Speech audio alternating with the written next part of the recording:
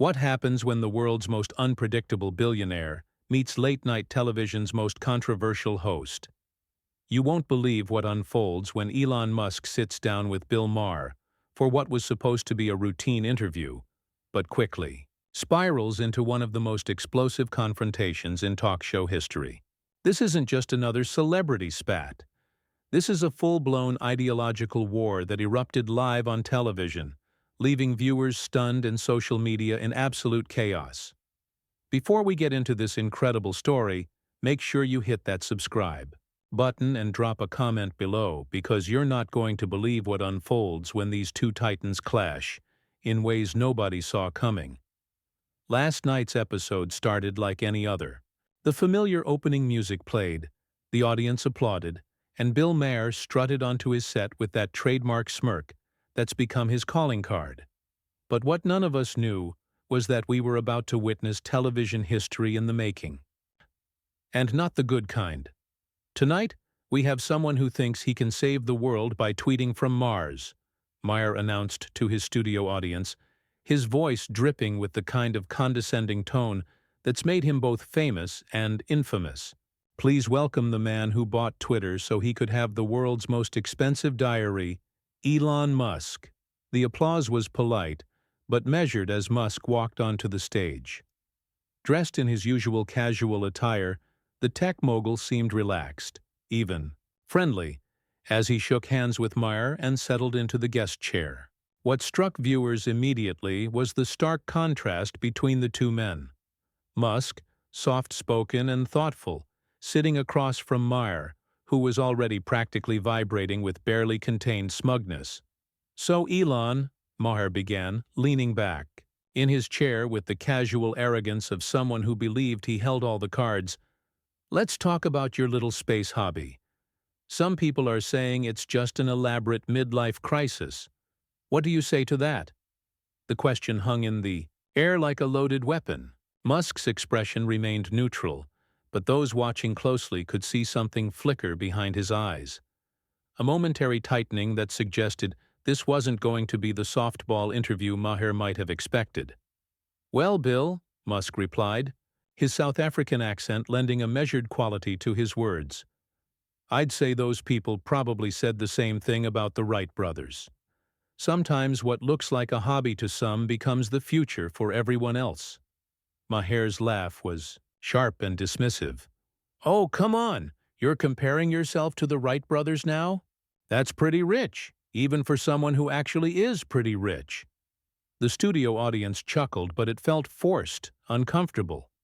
There was an edge to Maher's tone that suggested this wasn't going to be a friendly conversation. "I'm not comparing myself to anyone," Musk responded, his voice remaining calm but carrying an undertone that anyone familiar with his public appearances would recognize as dangerous territory. "I'm simply pointing out that revolutionary ideas are often dismissed by people who can't see beyond their own limitations." The words hit their mark. Maher's smile faltered for just a fraction of a second before returning, but now it looked more like a grimace. "Limitations? That's interesting, coming from someone whose greatest achievement might be making electric cars slightly less ugly." The audience shifted uncomfortably. This wasn't the playful banter they'd come to expect from Maher's show. This felt personal, targeted, and increasingly hostile. Musk leaned forward slightly, his hands clasped in front of him, and for the first time since sitting down, he smiled. But it wasn't a friendly smile. "You know, Bill, I came here thinking we might have an actual conversation about technology, innovation, maybe even the future of humanity. But I'm starting to realize you brought me here to be your punching bag for the evening." Musk's voice remained level, but there was steel underneath now. "Is that what passes for journalism these days?" Maher's face flushed slightly. "Journalism? This is comedy, Elon. Maybe that's your problem. You take yourself too seriously. Not everything is about saving the world." "And maybe that's your problem," Musk shot back, his composure beginning to crack just enough to let some genuine emotion through. "You seem to think nothing is worth taking seriously. When was the last time you actually contributed something?" Meaningful to the world instead of just tearing down people who are trying to make a difference? The studio fell dead silent. Even the camera operators seemed to freeze. This wasn't scripted banter anymore. This was real conflict playing out in real time, and everyone in the room could feel it. Maher's face went from flushed to pale. His trademark smirk, completely gone now, contributed something meaningful? Maher's voice rose slightly, his carefully constructed television persona beginning to slip. I've been calling out BS for decades while you've been playing with rockets and pretending you invented the electric car. At least I don't have a messiah complex. Musk stood up abruptly, his chair rolling backward. For a moment it looked like he might walk off the set right then and there. The cameras zoomed in, capturing every micro-expression as the tension reached a breaking point that no one in that studio, or watching at home, would soon forget. But instead of leaving, Musk sat back down, leaning forward with an intensity that made everyone in the room hold their breath. What he said next would change everything. You want to talk about messiah complexes, Bill? Let's talk about yours. You sit here every week, pontificating to your audience like you're some kind of moral authority, when really you're just another Hollywood elite who's completely disconnected from reality. Musk's voice was quiet, but it cut through the silence like a blade. At least when I fail, I'm trying to solve actual problems. When you fail, you just get meaner. The color drained from Maher's face completely now. His mouth opened and closed, like a fish gasping for air, but no words came out. The audience sat in stunned silence, many of them pulling out their phones to record what was clearly becoming television history. I'm sorry, Maher finally managed, his voice shaking with barely controlled rage. Are you seriously lecturing me about being disconnected from reality? You're the guy who thinks we should all live on Mars because Earth isn't good enough for you anymore. Musk's laugh was cold and humorless. No, Bill. I think we should have a backup plan because people like you have convinced half the population that progress is the enemy. You mock every attempt at innovation, every effort to solve climate change, every breakthrough that might actually help humanity. You're not a comedian. You're a professional cynic who's made a career out of tearing down anyone who dares to dream bigger than your small, bitter worldview. The words hit Maher like physical blows. His face cycled through shock, rage, and something that almost looked like hurt before settling on pure fury. The carefully constructed persona he'd spent decades building was crumbling in real time, and everyone could see it. Small and bitter? Maher's voice cracked slightly. I've been fighting the good fight since before you were even famous. I've taken on politicians, corporations, religious fundamentalists, real enemies, not imaginary problems you solve by shooting cars into space. Fighting the good fight? Musk leaned back, his expression shifting from anger to something almost like pity.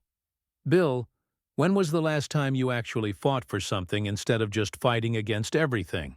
You've become so addicted to outrage that you can't recognize hope when it's sitting right in front of you. The studio felt like a powder keg ready to explode. Camera operators were frantically adjusting their angles to capture every moment, while producers in the control room frantically tried to decide whether to cut to commercial or let this train wreck continue to unfold live. Maher stood up abruptly, his hands shaking with rage. Hope? You call what you do hope? You're a narcissist who bought a social media platform so you could control the conversation. You fire people for sport. You make promises you can't keep and then blame everyone else when reality doesn't match your grand delusions. Now it was Musk's turn to stand, rising slowly to his full height. The two men faced each other across the desk like gunslingers in an old western, neither backing down, both past the point of caring about cameras or audiences or consequences. At least I make promises, Bill. At least I try to build something instead of just tearing everything down. You know what your real problem is? You're terrified that someone might actually succeed at making the world better, because then you'd have to find something else to complain about. Your entire identity is built on failure.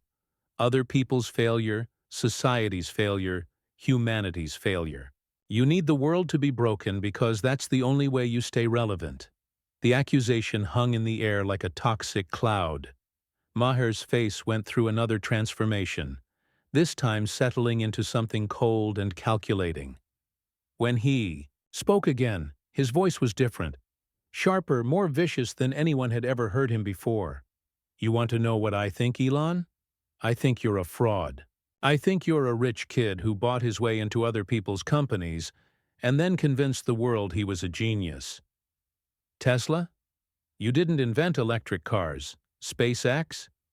NASA was going to space when you were still figuring out how to tie your shoes. Twitter? You turned it into a playground for conspiracy theorists and Nazis. Everything you touch turns to chaos, and you're too arrogant to admit it. The words were like gasoline on a fire. Musk's composure, which had been holding by, a thread, finally snapped completely. His hands clenched into fists at his sides, and when he spoke, his voice was barely controlled fury. Nazis? Really, Bill? That's where you're going with this? You're going to sit there, on your little throne of moral superiority, and accuse me of enabling Nazis while you've spent years platforming every crackpot conspiracy theorist who agrees with your politics. You want to talk about fraud? Let's talk about how you've made millions pretending to be edgy and controversial, when really you're just another establishment mouthpiece who attacks anyone who threatens the status quo. The studio erupted. Audience. Members were shouting, some standing up, others heading for the exits. Security guards moved closer to the stage, unsure whether to intervene or let this unprecedented meltdown continue. The cameras kept rolling, capturing every explosive second of what was clearly the most dramatic confrontation in late-night television history. Maher's face was bright red now, veins visible on his forehead as he leaned across his desk toward Musk. Status quo? I've been challenging the status quo since before you were relevant. I don't need to buy companies and fire half their employees to feel important. No, Musk shot back, his voice rising to match Maher's volume. You just need to tear down everyone who's actually trying to change things. You're not challenging anything, Bill. You're protecting it. You're the establishment's attack dog, keeping everyone focused on petty political theater while the real problems go unsolved. The two men were now shouting directly at each other across the desk, all pretense of civilized conversation abandoned. The audience was in chaos. Producers were screaming into their headsets, and social media was exploding as clips of the confrontation began spreading across every platform imaginable. But this was only the beginning. What happened next would make everything that came before look like a polite disagreement. You know what, Bill? Musk's voice dropped to a dangerous whisper that somehow carried more menace than all the shouting that had come before. I came here tonight thinking maybe, just maybe, we could have an intelligent conversation about the future. But I see now that you're exactly what everyone says you are. A washed-up comedian who's so desperate to stay relevant that you'll attack anyone who's actually trying to make a difference in the world. The insult hit Maher like a physical blow. His entire body went rigid, and for a moment it looked like he might actually lunge across the desk. Instead, he straightened up, smoothed down his jacket, and delivered what he clearly thought would be the killing blow. Washed up? That's rich coming from someone whose biggest achievement is overpaying for a social media company and running it into the ground. You want to talk about desperate for relevance? You bought Twitter for $44 billion just so people would have to pay attention to your midnight rants about anime and cryptocurrency. You're not a visionary, Elon. You're a walking midlife crisis with a checkbook. The studio fell into an eerie silence. Even the audience members who had been shouting and recording stopped what they were doing, sensing that something truly explosive was about to happen. Musk stood perfectly still for what felt like an eternity, his face cycling through emotions, too quickly to track. When he finally spoke, his voice was calm again, but there was something underneath it that made everyone in the room instinctively lean away from him. You know what the difference is between us, Bill? When I fail, I learn something. When I succeed, I help people. But you? You've built your entire career on being wrong about everything that matters. You were wrong about the internet. Wrong about electric cars. Wrong about space exploration. Wrong about renewable energy. You've been on the wrong side of every major technological advancement of the last 20 years, and instead of admitting it, you just get angrier and more bitter. Maher's face went pale again, but this time it wasn't from rage. It was from recognition. Musk wasn't just attacking him anymore. He was dismantling him piece by piece, and they both knew it. I've spent my life trying to solve climate change, make space travel accessible, and yes, protect free speech on the internet. What have you done? You've spent 30 years making jokes about problems you're too lazy or too cowardly to actually try to solve. You mock people who take risks, who dare to fail, who actually care about something bigger than their next punchline. You're not a truth teller, Bill. You're a professional pessimist who's made a fortune convincing people that caring about the future makes you naive. The words kept coming, each one landing with surgical precision. Maher tried to interrupt several times, but Musk was in full flow now, years of frustration with media cynicism pouring out in a torrent of barely controlled eloquence. And the worst part? The truly pathetic part? You actually believe your own hype. You think being cynical makes you smart, that mocking hope makes you realistic. But really, you're just scared. You're terrified that someone might actually succeed at something big because it would expose you for what you really are. A small, bitter man who gave up on his dreams so long ago that he can't stand to watch other people chase theirs. Maher's mouth opened and closed several times, but no sound came out. His hands were shaking visibly now, and his carefully maintained composure had completely evaporated. When he finally found his voice, it came out as a strangled whisper. "Get out." "I'm sorry?" Musk leaned forward slightly, cupping his ear in an exaggerated gesture. "I didn't quite catch that, Bill. I said get out." Maher's voice cracked as it rose to a shout. "Get out of my studio! Security!" Musk smiled. Not the cold, calculating smile from earlier, but something genuine and almost peaceful. There it is. The real Bill Maher, everyone. When he can't win an argument with facts or logic or even jokes, he just throws a tantrum and calls security. How very brave of you, Bill. How very principled. Security guards were already moving toward the stage, but Musk held up a hand to stop them. "Don't worry, gentlemen. I'm leaving. I wouldn't want to stay anywhere I'm not wanted. And clearly, honest conversation isn't wanted here." He turned back to Maher one last time, his expression almost pitying. "You know what's really sad about all this, Bill?